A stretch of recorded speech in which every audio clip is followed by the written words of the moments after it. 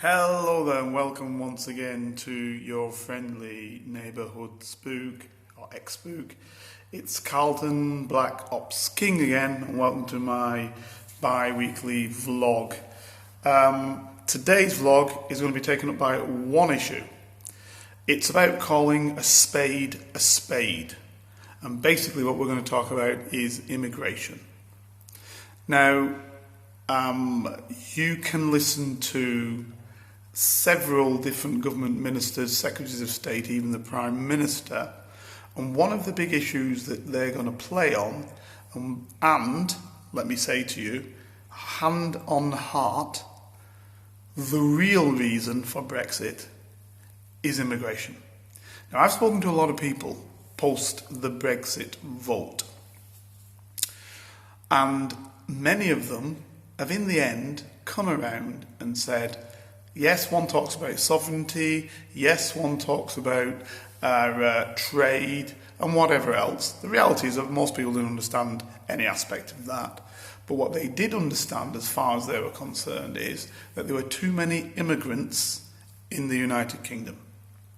And that is why they voted for Brexit. Now, two things jump out massively. And when questioned, what do you mean there are too many immigrants? Many of them have said to me, and obviously to others who don't look like me, that when we walk down the streets, it doesn't look like our country anymore. There's a lot of black and brown faces. You know, Pakistanis, they say Pakistanis, and they say, you know, a lot of black folk. Now, first thing I will say is, to make it very, very clear, I am not an immigrant to the United Kingdom. My parents were born in the Caribbean, but they are not immigrants to the United Kingdom. This is the first thing that should be understood, and that is also an aspect of what has now become to be known as the scandal which pertains to the shipping of people of West Indian heritage to the United Kingdom, supposedly after the Second World War, to build Britain up and to help it build Britain up.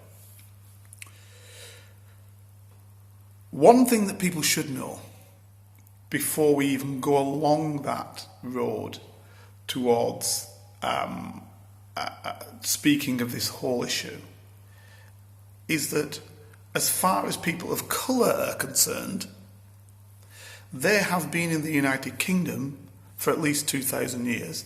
And if you want to know the reality of the colour of the ancient Britain, and don't believe me, look in the British Museum asked, the original Britons look more like me than they do like a person who is fully white. So now that's because we're going back 10,000 years or before. So colour shouldn't be a defining factor. If we bring it all the way forward, the reason why I say people like me, whose heritage may well be from the Caribbean, are not immigrants, is because islands like Barbados, Trinidad, Jamaica, all of them in what was at one time the British Caribbean, were first and foremost settled by people who didn't look like me. They were lighter skinned people, Arab and Kerouac, known as Indians, so I would say indigenous people. The British, taking some of those islands away from the Portuguese, some of them away from the Spanish, and some of them directly, took over those islands. As a general rule, exterminated those indigenous people, Arabs and Kerouacs, and then brought in enslaved Africans. Now I say enslaved, so African people who weren't slaves but were taken as slaves from Africa, sold by Africans to Europeans, to the British or to the Spanish or to the French or to the Portuguese. And then in terms of the British now, they took these enslaved Africans and put them to work in the Caribbean. This is round about the 1620s, 1613, back as for 1615 so far. Yeah? And from then on, these islands were known as British Islands as part of the British Commonwealth. So when one talks about the Windrush generation, first and foremost, it's a misnomer as far as I'm concerned. But even though you could argue that as enslaved people, they were seen as cattle or were seen to be bred like cattle, were there to be abused or whatever else. But the bottom line is, at the end of the day, at least by 17 or 1800s, these people were acknowledged as being part of the British Empire, and hence, and it said that in law, they were citizens of empire and therefore had an absolute right, as with the white people who lived in those Caribbean islands, to move backwards and forwards between England and the other parts of the United Kingdom of Great Britain and Northern Ireland at will, because they were citizens, British subjects of the United Kingdom and colonies. The other thing that people should know, like with me, very few people of so-called West Indian heritage are solely African. They are mixed. Practically 100% they are mixed people. Mixed with white British people, be they Irish, Welsh, English or Scottish. So that mixture is in them. So I have a great-grandfather who's of Irish heritage and one potential Scottish heritage. So that is in us as a people. So that lineage also counts. You can't say that my great-grandfather is Irish or my great-grandfather is Scottish, but I'm nothing to do with the United Kingdom. You wouldn't say that about a white Canadian example. So another reason why. But in short, when these people in the Windrush time, 1948 onwards, arrived in Britain, they didn't arrive on Barbadian, Jamaican, whatever passports. They arrived on the blue British passport because for 200 years and more, as I've said to you before, they were subjects of the United Kingdom. They were, for want of a better word, British Empire citizens. So this is the misnomer and the problem that we have. And by the way, they didn't arrive in 1948. You know, my grandfather, not the white one, black one, fought in the First World War. My father fought in the Second World War. So from 1939 onwards, he was in the Merchant Navy, bringing goods to Britain. So the people in the motherland, as they called it, i.e. England, wouldn't starve. So he did the Atlantic route, which was by far the most dangerous part of the war for British people, because ships were being sunk en masse. And if you read Churchill's diaries, you'll see that that was the one thing that could have destroyed empire and could have destroyed Britain. So all in all, I am not an immigrant. And my people didn't arrive, if you will, in 1948, never having anything to do with Britain beforehand. They'd had been to do with Britain for more than 200 years, and my heritage is that. So the reason why I outline all of this is because when people talk about immigration, the visible immigrants, as they perceive it, are what they're talking about, as a general rule. Now, this is the misnomer. These people have nothing to do with the European Union in the sense of other visible people of colour have nothing to do with the European Union. The vast majority of people in the European Union, yes, there are blacks in France, people who are just like me, citizens of France, and for 300-400 years have been citizens of France, or of the Netherlands, or of Sweden, or of Germany. All of them have black minorities, strong black minorities actually, for hundreds of years and thousands of years. Okay? If you look historically, you'll see that. But the vast majority are white. So leaving the European Union doesn't stop people of colour coming into the United Kingdom. Because the vast majority of people who enter the United Kingdom don't enter it because of the European Union, they enter it because they're coming from elsewhere, generally from ex-Commonwealth countries that are now independent, that have a connection with Great Britain, and Great Britain allows entry to these people because it requires their skills and their capacity. Europe doesn't say that has to be the case. The EU doesn't say that has to be the case. Britain doesn't have to allow one person from outside the 31 EEA, which is European Union, and the 28 European Union states, or 27, not counting Britain, and the other states that are part of the European Economic Area, of which your maths will tell you there are 3 of them. So those states have an absolute right to move backwards and forwards, and people within have an absolute right to move backwards and forwards, as do British people into those lands. So any Brit can go and live in any of the 31 EEA states, right? And many do, retirees often, but the reason why not as many work in those, Britons that is, work in those states as those people work in Britain is because, frankly, Britons, we are bad as a general rule at languages. And so what the Britons don't do is learn another language. A lot of the Europeans have learned English or another language, but Britons are often very poor at learning other languages, and therefore they cannot compete in those markets against the indigenous people because they don't understand the language. Unlike in Britain, where the vast majority of those people coming from the European Union do speak English to varying degrees. This nonsense about they don't speak English. The vast majority of them speak English. Right? There are not any of them, I would suggest, that don't have a word of English, whereas you will see people who don't have a word of Polish, a word of Spanish, a word of French, who are British.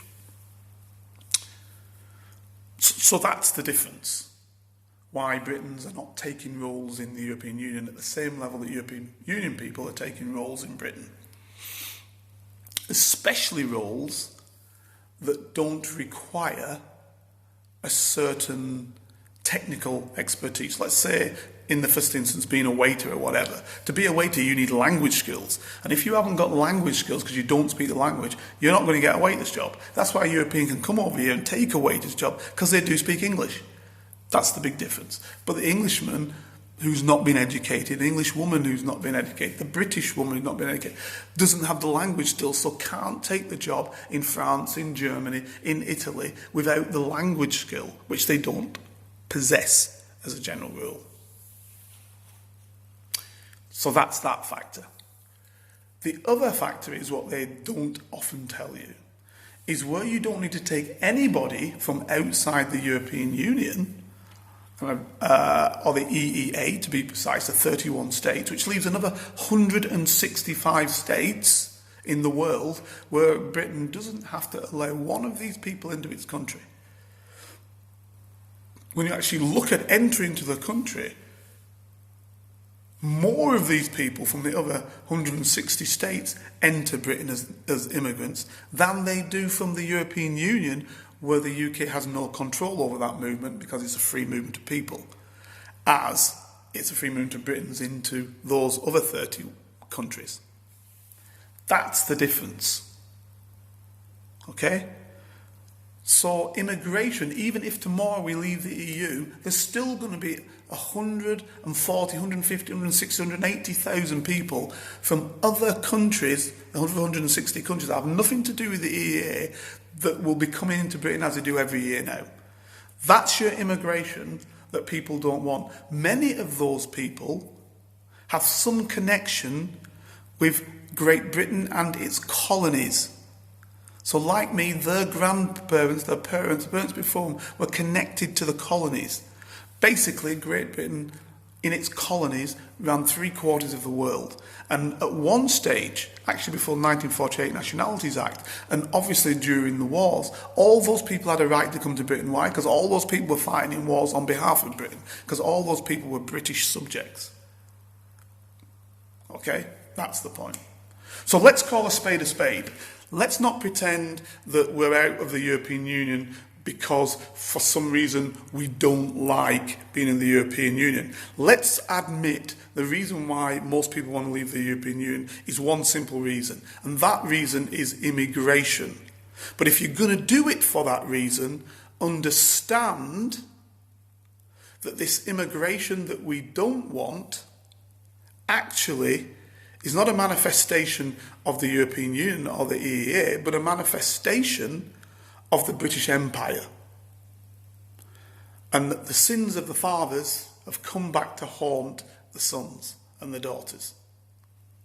What has been committed to make the empire has given a lot of connection to people from around the world, the other 160 states that have nothing to do with the EU, where they think, I want to go to Britain because that was the country that ran this country where I live, be it Nigeria, be it Hong Kong, you can go on and on and on. Yeah, because that country ran this country for 300-400 years, and I had an affinity to it, and I was told that I was a subject of it. That is the reason for immigration into the United Kingdom. Plus, we've got to say this, it's also because what you can do with a mass of people coming through and the system the way we have it, whereby what the Labour Party did, in good faith, and I'm going to stop very soon because I'm going to keep my vlogs down, in good faith, what the Labour Party did in the 90s, because Britain's low-wage economy was basically providing salaries to people that didn't allow people to live. The Labour Party said, when it came into power, we will make up the wages of people in work who can't afford to live on their salary, and we'll provide them with a living wage by benefits. So there are in-work benefits which low-paid workers can get. And of course, if you're part of the European Union now, what you do for one in your country, you must do for all. So if I go to France and live in France, whatever the French people get, I must get as a European Union citizen who happens to come from Britain. If I go to Germany, where I lived for many years, whatever the Germans get, I must get as a European Union citizen from Great Britain.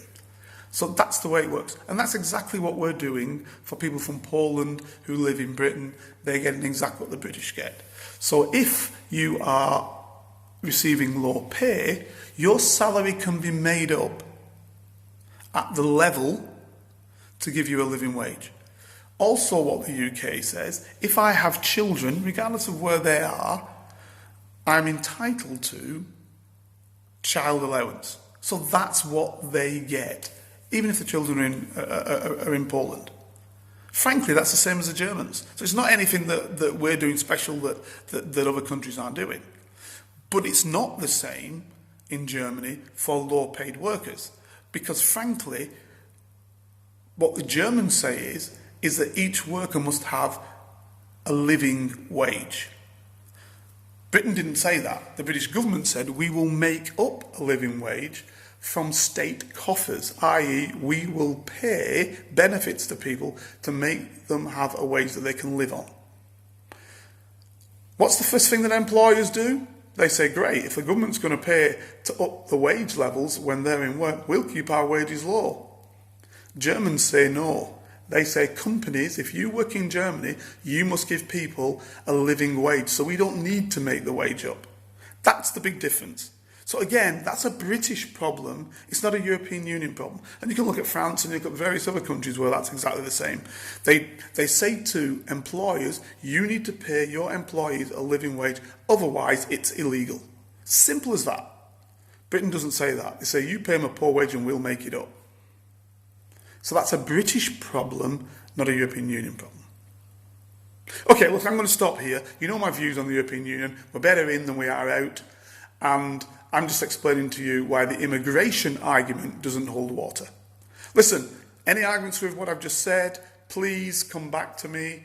If you are listening to this for the first time, please subscribe below. If you subscribe, press press the ring, press that bell at the bottom so you'll get a ringing notification when I do post. And hopefully you enjoyed the discussion. If you find anything wrong about what I'm saying, please come back to me. But more than that, please do have a look. What I've said about the first Britons, have a look about that, about what their skin colour was. When I'm talking about the Caribbean and how Britain had that, please look that up. Go to the museums, look it up on I don't know, on Google or whatever. If you want to know about Britons coming to the United Kingdom and fighting for the United Kingdom throughout the wars, please look that up. All is available today. Look it up. Don't just take my word for it. Look it up. And then you'll see that the immigration argument is spurious. That's me for today. All the best, folks, and see you soon.